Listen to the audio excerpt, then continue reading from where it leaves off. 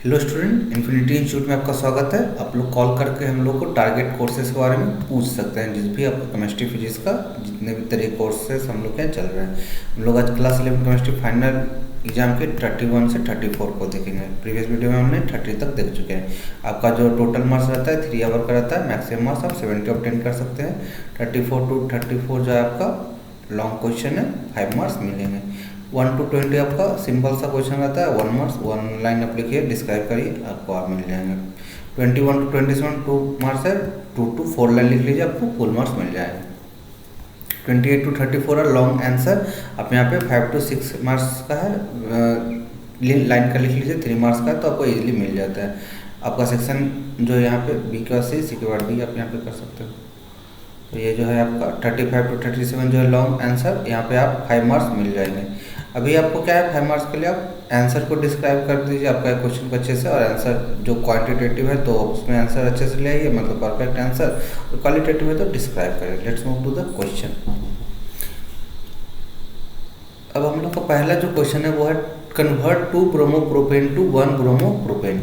हम लोग क्या करेंगे, in first step 2 bromopropane is boiled with alcoholic केवज। अल्कोहलिक के साथ बॉयल के मतलब हीट दे be providing heat then we are boiling to form propene on dehydrohalogenation, यानी कि हाइड्रोजन का और हैलोजन का। डी मतलब क्या होता है, डी मतलब रिमूवल, तो यहाँ पे आपका डी मतलब आपका रिमूवल। तो आपका यहाँ पे रिमूवल हो रहा है, किसका रिमूवल हो रहा है, तो आपका हाइड्रोजन और यहाँ पे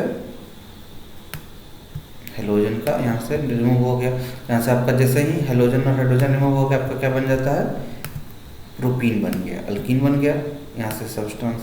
तो अभी हम लोग आगे देखते हैं। Propene is so obtain reacted with HBr in presence of peroxide to get 1 bromopropene. अब यहाँ से HBr जो होता है प्रेजेंस ऑफ पेरोक्साइड, ये आपका क्या बन जाता है, 1 ब्रोमोप्रोपीन। तो इसको कहते हैं एंटी मार्कोनिकॉव रूल। ये क्या होता है, anti Markovnikov rule is an addition reaction in generic electrophile HX to an alkene और या alkyne, the hydrogen atom of HX become bonded to the carbon atom that had least number of hydrogen atom in a starting like alkene या alkyne। मतलब कि जहाँ पे list number hydrogen रहेगा, यहाँ पे आप यहाँ पे देख सकते हो कि कम है हाइड्रोजन, तो ये बोल रहा है कि in a generic electrophile HX alkene या alkyne the hydrogen atom of HX become bonded। किससे बॉन्ड हो रहा है, जहाँ पे लिस्ट आपका रहेगा, to the carbon that had least number of hydrogen। Let's move to the next question। यहाँ पे आपका इथाइन टू 1,1 डाइक्लोरोइथेन। अब इथाइन में आप 2 मोर एसिड डाल दो, आपका 1,1 यहाँ पे आप 1 आपका डाइक्लोरो आपका इथेन आ गया। तो आप यहाँ से देख सकते हो फर्स्ट कार्बन और यहाँ से आपका सेकंड कार्बन, तो आप का आ गया 1,1 डाइक्लोरोइथेन। सो कभी भी आपका स्ट्रक्चर को जस्ट फॉलो करिए and you will get the correct answer. अब है next, distinguish between ethane and ethene by suitable chemical test. तो इथेन एंड इथीन क्या है, मतलब कि आपका क्या वो कहना चाह रहा है कि इथेन मॉलिक्यूल है और इथीन, तो अल्केन और अल्कीन, यानी कि एक तो अल्केन मतलब सिंगल बॉन्ड और अल्कीन मतलब आपका डबल बॉन्ड। तो यानी कि अल्केन और अल्कीन में आपका क्या क्या डिफरेंसेस है, तो हम लोग देखते हैं। Add bromine solution to ethane and ethene, if bromine solution changes या discharges then it is ethene. मतलब कि अगर आप ब्रोमीन सोल्यूशन को डालते हैं और उसमें चेंजेस दिखते हैं या आपका कुछ चार्ज आपका इंटैक्ट करता है, तो आपका इथीन होता है। If bromine solution remain same then it is ethane. अगर आपका एज इट इज रहता है तो आपका इथेन यानी कि अल्केन कहला सकता है। Let's move to the next question. यहाँ पे what happen when ethyl benzene with Br2 in presence of sunlight. Sunlight मतलब H2O आप डालते हैं। As substitution of CH2 of ethyl is much favoured than that of CH2 group of benzene ring due to the requirement of much more energy, hence the substitution of ethyl is favoured. तो आप सब देख सकते हो Br आपका free radical में टूटेगा, तो अभी आपका जाके इंटरेक्ट करेगा, तो यहाँ से Br आप कर सकते हो। तो यहाँ से हाइड्रोजन का क्या हो जाएगा, जो आपका हाइड्रोजन है यहाँ से रिमूव करता है और आपका ब्रोमीन जाके ऐड होगा। Let's move to the next question. Chlorobenzene react with sodium metal in presence of dry ether. तो हम देखते हैं haloarene react with sodium metal in presence of dry ether. The halogen atom present on haloarene is replaced by aryl group when chlorobenzene is treated with sodium in presence of dry ether while phenyl is formed and this reaction is known as fitting reaction। देख सकते हो 2 मोल हम लोग क्या किए chlorobenzene, ये पूछा था chlorobenzene react with sodium metal in presence of dry ether, तो हमारा क्या बन जाता है डाइफेनाइल। जस्ट आप रिएक्शन को एक्सप्लेन कर दीजिए, डिस्क्राइब कर दीजिए, आपका फुल मार्क्स मिल जाता है। अगले क्वेश्चन को देखते हैं। एन अल्काइल हैलाइड ए, ये ऑप्शन में था, आप पहले क्वेश्चन को भी कर सकते हैं, इस क्वेश्चन को भी कर सकते हैं। An alkyl halide a formula आपका दिया C6H13Cl। अब C6 है H13, तो C6 अगर H14 कब होता है जब आपका अल्केन है, अल्केन में आपने क्या किया एक हाइड्रोजन को निकाल के क्लोरीन को डाल दिया। तो सिंपल सा आपके माइंड में अल्केन अल्किन अल्काइन का फिगर आना चाहिए कॉन्फ़िगरेशन। CnH2n+2 रहेगा तो आपका अल्केन हो जाएगा, CnH2n रहेगा तो अल्कीन हो जाएगा, CnH2n-2 रहेगा तो आपका अल्काइन हो जाएगा। तो इस तरीके से आपका जितना भी एड ऑन रहेगा आपका फॉर्मूले माइंड में आपका कंसेप्ट लिखने में आसान हो जाते हैं। तो देखते हैं an alkyl halide a of the formula C6H13Cl without treatment with alcoholic KOH given 2 isomeric alkyne B and C। अब ये है अल्कोहलिक KOH दे दिए, आपने यहाँ से देख दिए B बनाया और C मोलिक्यूल बन गया विथ फार्मूला C6H12। तो यहाँ से क्या क्या अल्कोहलिक KOH देने से आपका Cl रिमूव कर गया यहाँ से और H यहाँ से रिमूव करा। जैसे ही आपका इलेक्ट्रॉन का जो डिफिशियंसी हुआ उसको पाई इलेक्ट्रॉन ने ऑक्यूपाई करके यहाँ पे आप देख सकते हो कि फिलअप कर दिया। तो आपका HNCl will get remove and pi got attach या it fill up the electron deficiency.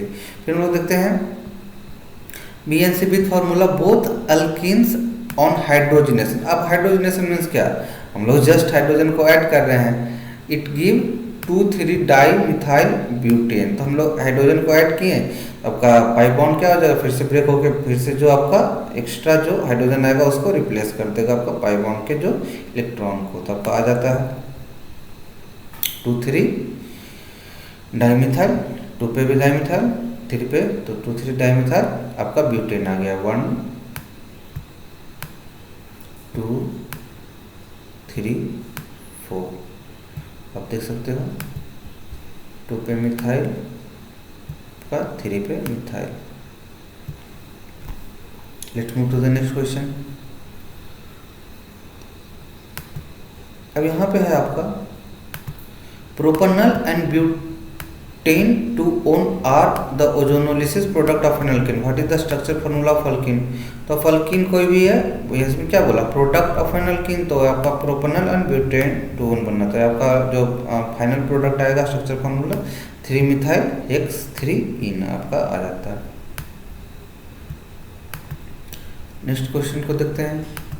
Describe the effect of addition of hydrogen. तो अब addition of hydrogen on equilibrium आपका रिएक्शन दे दिया। पहले हम लोग रिएक्शन को देख लेते हैं। 1 mole of hydrogen react with 1 mole of carbon monoxide forming 1 mole of methanol CH3OH। तो हम लोग जब भी देखते हैं लीजिएटेरी प्रिंसिपल, अब कोई भी आप लेफ्ट साइड में ऐड करोगे, मतलब आप रिएक्टेंट में ऐड कर रहे हो तो क्या आपका प्रोडक्ट फॉर्म करेगा, यानी कि फॉरवर्ड डायरेक्शन में जाएगा। इन स्टेट दैट लीजिएटेरी को देखते हैं आपका प्रिंसिपल को, it states that a change in any of the factor that determine the equilibrium condition of a system will cause the system to change in such a manner so as to reduce or to counteract the effect of change। अब after apply the rules we get addition of H2। तो हम लोग देखते हैं जैसे हम लोग पहले डिस्क्राइब किया था, increasing concentration of reactant means equilibrium will shift the forward direction, hence more product will form. Simple सी बात है, आप ऐड करो रिएक्टेंट तो प्रोडक्ट में फॉर्म करेगा फॉरवर्ड। एडिशन ऑफ CH3, तो या प्रोडक्ट में ऐड करोगे तो आपका क्या हो जाएगा रिवर्स डायरेक्शन में जाएगा, यानी बैकवर्ड डायरेक्शन फॉलो करेगा। Addition of CH3 increase in the concentration means equilibrium shift the backward direction. फिर आपका थर्ड रिमूवल ऑफ CO, आपका CO को भरने के भी तो आएगा, प्रोडक्ट में ज़्यादा है तभी तो आपने CO को रिमूव किया, तो अभी अब वही आएगा backward direction. Removal of CO, remove CO then equilibrium shift the backward direction, यानी उसको ऑक्यूपाई करने के लिए आ गया। हम लोग नेक्स्ट क्वेश्चन को देखते हैं। The pH of a solution sample of vinegar 3.76, calculate the concentration of hydrogen ion.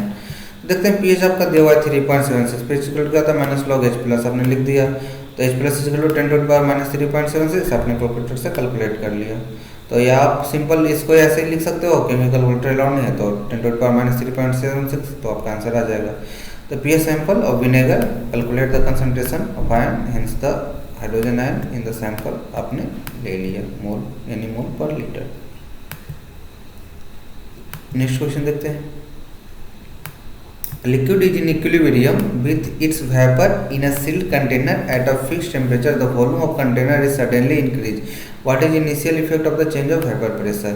अब देखते हैं वेपर प्रेशर क्या होता है। Vapour pressure is the pressure exerted by the vapour in equilibrium with the liquid at fixed temperature, what is effect of the change of vapor pressure if the volume of the container suddenly increase, then vapor pressure would decrease initially.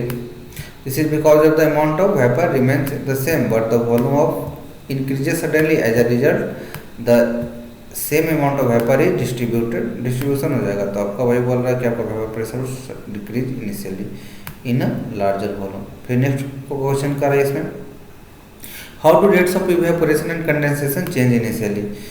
यहाँ पे आप pick कर दीजिए, since the temperature is constant the rate of, यहाँ पे आप बोला है कि आपका क्या इफेक्ट होगा, इवेपोरेशन एंड कंडेंसेशन। तो टेम्परेचर जो कांस्टेंट है the rate of evaporation remains constant when the volume of the container is increasing the density of the vapour phase decreases, as a result the rate of collision of the vapour particles also decreases, hence the rate of condensation decreases initially. तो आपका rate of condensation क्या होगा, initially decrease करेगा, decline करेगा। Next देखेंगे, when equilibrium is restored finally the rate of evaporation becomes, यहाँ पे क्या था, what happened when equilibrium is restored finally and what will be the effect of vapour final vapour pressure. When equilibrium is restored finally the rate of evaporation become equal to the rate of condensation, in this case only the volume changes while the temperature remains constant, the vapor pressure जो होता है आपका depend on temperature and not on the volume, hence the final vapor pressure will be equal to the original vapor pressure of the system रहेगा। इस question को देखते हैं, what is the Kc for the equilibrium, SO2 है, 1 मोल SO2 react with oxygen आपका SO3 आपका form कर रहा है, SO2 आपका। तो हम लोग देखते हैं, बैलेंस कर लेते हैं। व्हेन द इक्विलिब्रियम कंसंट्रेशन आपका दिया हुआ SO2 का दिया हुआ 0.6, O2 का दिया हुआ 0.82, SO3 का 1.9। तो रिएक्शन को हम लोग बैलेंस कर लेते हैं क्योंकि आप देख सकते हैं यहाँ पे ऑक्सीजन बैलेंस नहीं है। रिएक्शन बैलेंस कर लें, 2 mole of SO2 interact with 1 mole O2, आपका 2 मोल SO3, आपका सारे आइटम बैलेंस हो गए आपके। ऑक्सीजन आपका लेफ्ट साइड में 2, ऑक्सीजन आपका राइट साइड में 6 एंड इधर भी 6 हो गए। अब देखते हैं, गिवन कंसंट्रेशन ऑफ SO2 आपका दिया हुआ 0.6, O2 0.82, SO3, तो इक्विलिब्रियम कंसंट्रेशन आपने निकाल दिया। कैसे क्या होता है, प्रोडक्ट का जो भी एक्सपोनेंट रहेगा तो SO3 का आपने होल स्क्वायर यहाँ से लिख लिया, फिर आपका रिएक्टेंट का लिख लिया, तो रिएक्टेंट का आपने अब सबका कंसंट्रेशन वैल्यू दे दीजिए, आपका आ गया 12.239 पर मोलर। तो मोल क्या होता है, मोलर कंसंट्रेशन मोल पर लीटर। अब है next question, right the electronic configuration of Cu+। तो कॉपर में कितना होता है 29, तो आपका Cu+ में आपका 28। तो आप यहाँ से देख सकते हो, half filled and fully filled और vital subshell have got extra stability, therefore one of the four is to jump to the 3d9, this gives up the, ये आपका कॉपर का हो गया 18, 90, 29। अब हम लोग एक इलेक्ट्रॉन निकाल रहे हैं तो किस में जाएगा, आउटर सेल से जाएगा। For the Cu+ ion we remove 1 electron from 4s and leaving the this configuration. अब CO2 के लिए 2 निकालेगा तो ये हो जाएगा, for Cu2+ ion removal of 2 electron, 1 of the 4s and 1 of the 3d leaving this. तो नेक्स्ट क्वेश्चन को देखते हैं, name the region of the Paschen series belong. तो इंफ्रारेड रीजन में। अब लास्ट क्वेश्चन आज के सेशन का होगा, the wavelength of the first spectral line जो बाल्मर सीरीज का दिया 6561, calculate the wavelength of second spectral line in Balmer series. तो यहाँ से देख लेते हैं एक्सप्लेनेशन। तो we note the Balmer series जो होता है टर्मिनेट कहाँ पे करता है, n equal to 2, hence the first spectral line of the Balmer series जो होता है correspond to transition L1 to 3 to 2, hence भी है। तो अभी हम लोग यहाँ से क्या कर देंगे, लेमडा h1 निकालेंगे। r1 का स्क्वायर आपका 1 minus two minus one minus 1/2 का स्क्वायर माइनस 1/3 तो 1/4 माइनस 1/9। लेमडा h1 आपका आ गया 3r/5 36/5 इसको जैसे सॉल्व कर दीजिए।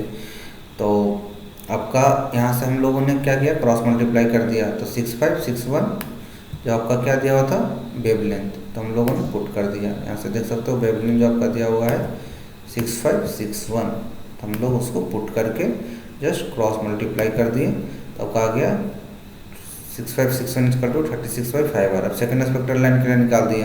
सेकेंड स्पेक्ट्रल लाइन आपका जो हो गया आयोनाइज, तो 2 से 4, तो आपने यहाँ से कर दिया 4r 1 माइनस 4 माइनस 1/6, तो आपका 3r/4। अब यहाँ से आर का वैल्यू आप पुट कर दो। तो लैम्डा He2 आपका 4/3r, अपने आर का वैल्यू पुट कर दिया 5/27 और 4/3r 5 से आर कट गया आपका। अपने इसको सॉल्व करिए, आपका आ गया 1215 angstrom. This is all question for the your exam. आप लोग को कोई भी डाउट होगा तो हम लोग को कमेंट सेक्शन में पूछिए, we will help you all your doubts. Join our target courses, do call for all your queries. Thank you दोस्तों। Like share and subscribe the channel, press the bell icon to get all notification. Join the lecture series. आपको कोई भी question हो, we will help you out all your queries. Thank you student.